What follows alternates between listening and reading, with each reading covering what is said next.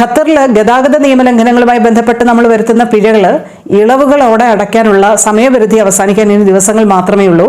November 30 വരെയാണ് നമുക്ക് ഇത്തരത്തിൽ ഡിസ്കൗണ്ടോടുകൂടി ട്രാഫിക് ഫൈനുകൾ അടയ്ക്കാൻ പറ്റുക.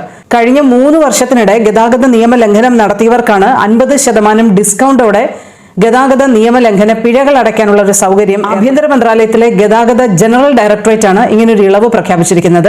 നേരത്തെ ഓഗസ്റ്റ് വരെ ആയിരുന്നു ഇതിന്റെ കാലാവധി, അത് വീണ്ടും നവംബർ 30 വരെ നീട്ടിക്കൊടുത്തിരുന്നു. അപ്പം ഇളവുകളോടുകൂടി പിഴ അടയ്ക്കാൻ വളരെ കുറഞ്ഞ ദിവസങ്ങൾ കൂടി മാത്രമേ ഇനി ബാക്കിയുള്ളൂ. അപ്പോൾ ഗതാഗത നിയമലംഘനവുമായി ബന്ധപ്പെട്ട പിഴ അടയ്ക്കാനുള്ളവർ ഈ ഒരു ഇളവ് കാലാവധി പ്രയോജനപ്പെടുത്തണമെന്ന് അധികൃതർ ഒന്നുകൂടി ഓർമ്മപ്പെടുത്തുന്നുണ്ട്. സ്വദേശികളും പ്രവാസികളും ഖത്തറിൽ സന്ദർശനം നടത്തുന്നവരും കൂടാതെ GCC രാജ്യങ്ങളിൽ നിന്നും ഖത്തറിലെത്തിയിട്ടുള്ള പ്രവാസികളും GCC പൗരന്മാരുടെ അടക്കം വാഹനങ്ങൾ ഖത്തറിൽ ഇക്കാലയളവിൽ ഗതാഗത നിയമലംഘനം നടത്തിയിട്ടുണ്ടെങ്കിൽ പിഴ സംഖ്യയിൽ ഇളവ് ലഭിക്കുമെന്നാണ് ഇതുമായി ബന്ധപ്പെട്ട അറിയിപ്പിൽ പറയുന്നത്. ഗതാഗത നിയമലംഘനം അടക്കമുള്ള കാര്യങ്ങൾക്ക് പിഴയുണ്ടെങ്കിൽ പിഴത്തുക അടച്ചാൽ മാത്രമേ നിയമലംഘകർക്ക് ഖത്തർ വിട്ടുപോകാൻ കഴിയുകയുള്ളൂ, ഖത്തറിന് പുറത്തു പോകാൻ കഴിയുകയുള്ളൂ എന്ന തരത്തിൽ നിയമ ഭേദഗതിയൊക്കെ വന്നിരുന്നു.